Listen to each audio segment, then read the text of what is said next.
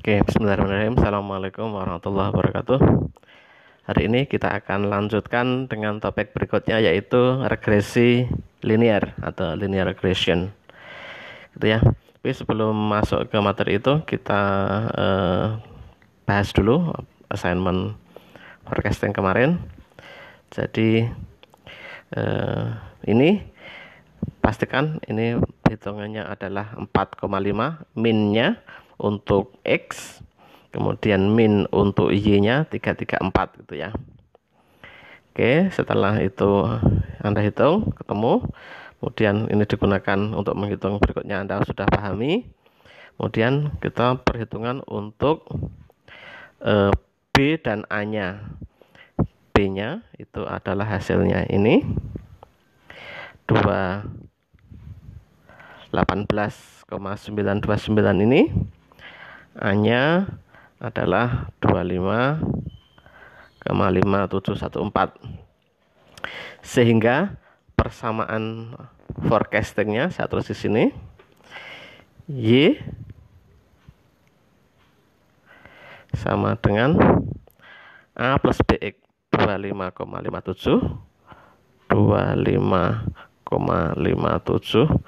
plus 218,99,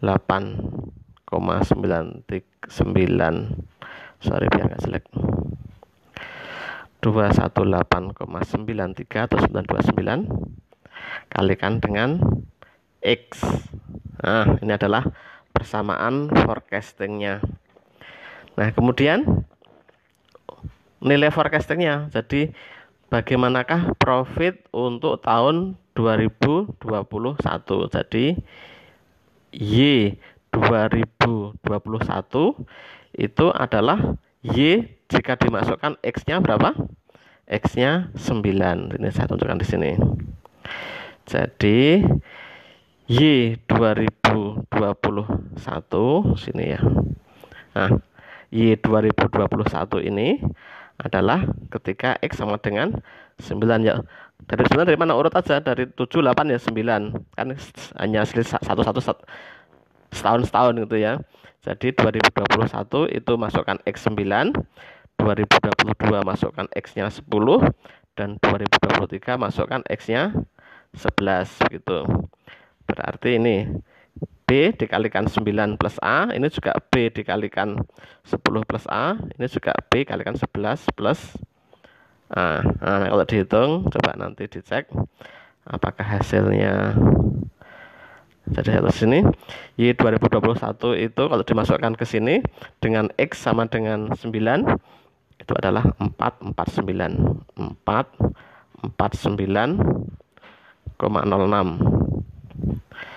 Nah, kalau yang Y 2022 itu dimasukkan X sama dengan 10 itu adalah 22 ya, itu 474,63. Coba dicek lagi. Y untuk yang 2023 itu profitnya kira-kira 500,2. Nah, titik-titik itu adalah titik-titik pada garis hijau ini.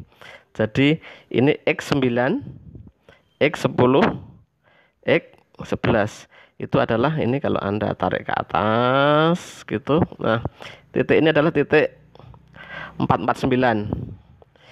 10 ini tarik ke atas, pas titik hijau ini, perpotongan ini adalah titik 474. Dan ini di atasnya ini ya, karena sudah lebih besar. Nah, di atas ini adalah titik 500,2 gitu ya. Gitu ya. Anda pastikan ini angka-angkanya sama. Itu ya, 449. Kemudian ini kenapa tuh susah nulis bagus ya. 449 yang ini 449,06. Saya tulis di sini aja. 449,06 yang Y 2021, kemudian 474 yang 22, 474 4,63 yang 2022, dan yang terakhir 500,2 yang tahun 2023. Nah, ini pastikan Anda cocok gitu ya. Oke, ini adalah metode least square untuk forecasting gitu ya. Silahkan dipahami. Nah, bagaimana dengan regresi? Regresi itu prinsipnya juga menggunakan least square, cuman logika penggunaan datanya sebagai berikut. Jadi begini, regresi itu sebuah manipulasi atau pengolahan data yang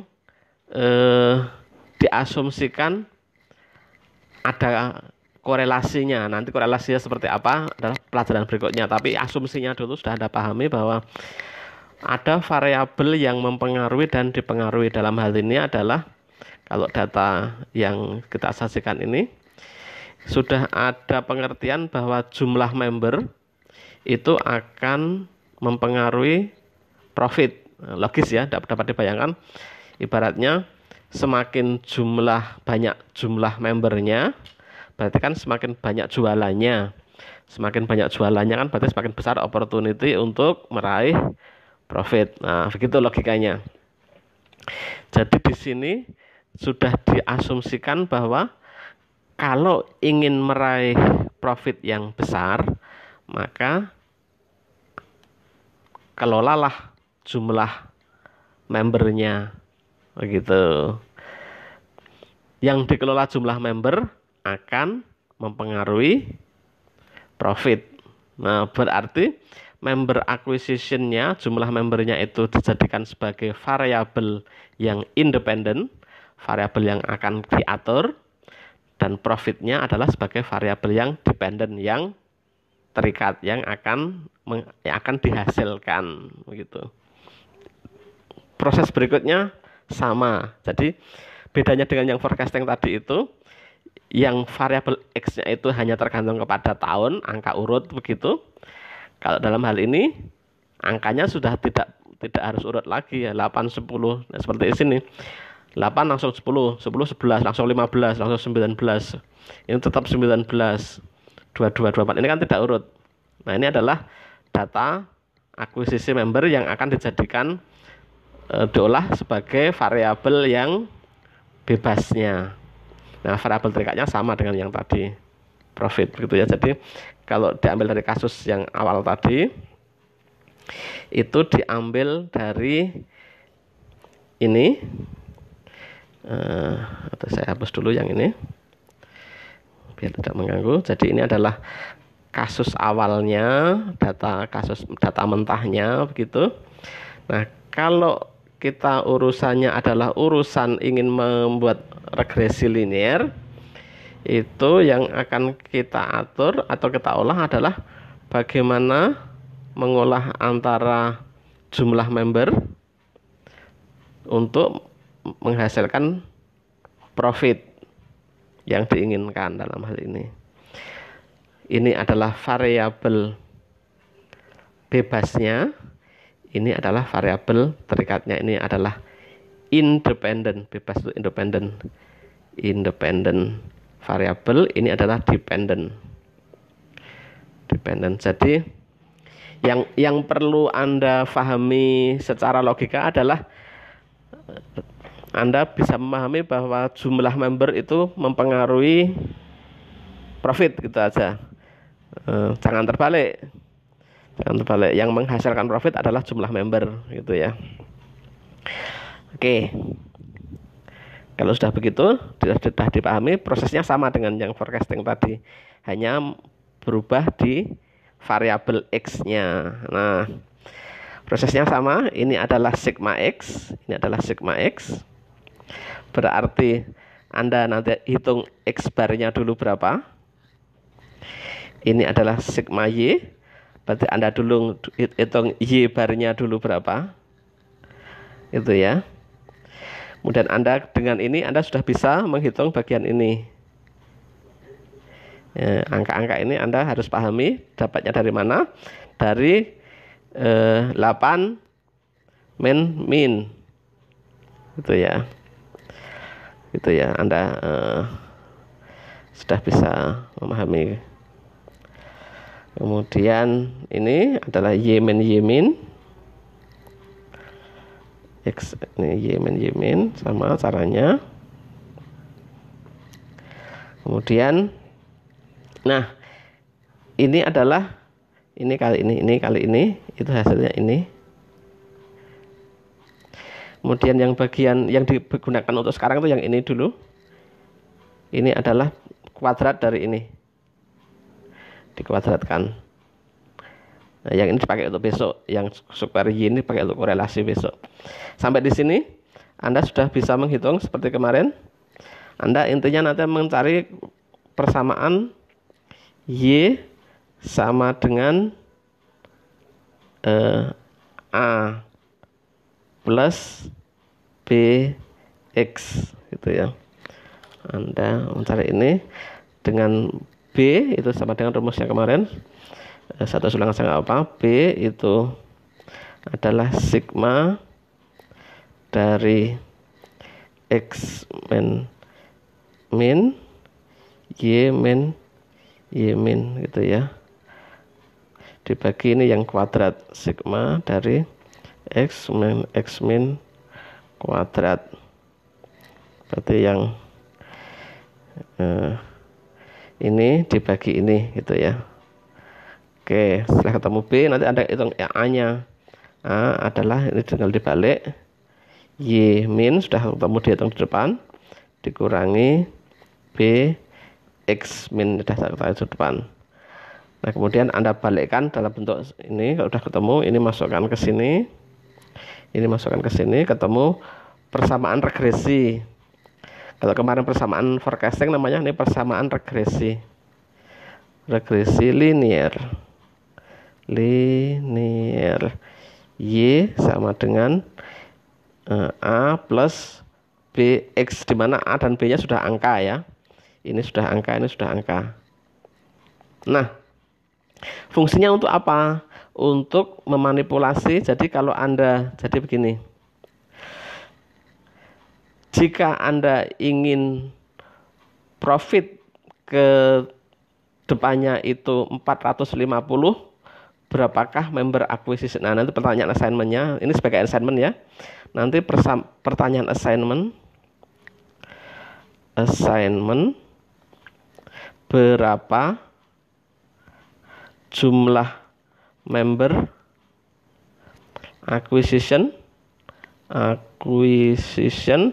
agar profit 450, 500, 550. Nah, berarti di sini Anda masukkan X-nya ini, Anda masukkan Y-nya ini, kan profit kan di Y ya. Jika ini 450, X-nya berapa? Jika 500, X-nya berapa? Jika 550, X-nya berapa? Nah gitu. Jadi Anda sudah misalkan sebagai CEO gitu, sudah punya bayangan agar profitnya seperti ini. Itu Anda sudah harus mencari member berapakah ke depannya. Anda tugaskan kepada manajer acquisition-nya untuk mencari member-member yang baru itu ya. Oke gitu ya, untuk regresi. Jadi bedanya dengan yang forecasting kemarin, kalau forecasting itu variabel X-nya variabel waktu yang urut saja. Dalam hal ini adalah hanya kemarin tahunnya diwakili oleh 9, 10, 11 begitu. Nah kalau persamaan regresi itu benar-benar variabel bebasnya itu benar-benar bisa diatur. Jadi member acquisition-nya bisa diatur, kemudian profit sasarannya yang menjadi targetnya gitu ya. Oke, silakan dicoba. Nanti kita cocokkan di pekan pertemuan berikutnya sambil membahas terakhir korelasi. Oke, sekian dari saya. Assalamualaikum warahmatullahi wabarakatuh.